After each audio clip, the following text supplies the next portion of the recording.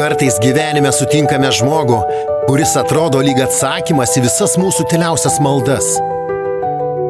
Jo žvilgsnis šildo, jo žodžiai ramina, o artumas leidžia tikėti, kad galbūt pagaliau viskas bus kitaip.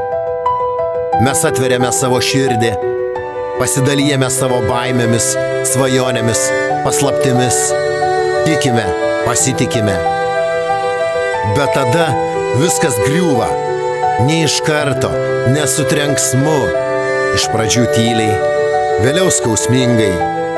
Žodis tampa šaltas, žvilgsnis svetimas. Ir kai supranti, kad esi išduotas, kad pažadai buvo tik tušti žodžiai, o meilė gal tik laikina iliuzija, širdyje lieka tuštuma.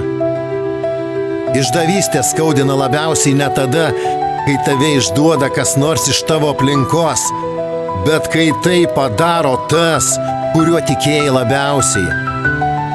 Ir tada imi klausti savęs, ar verta dar pasitikėti, ar verta dar mylėti.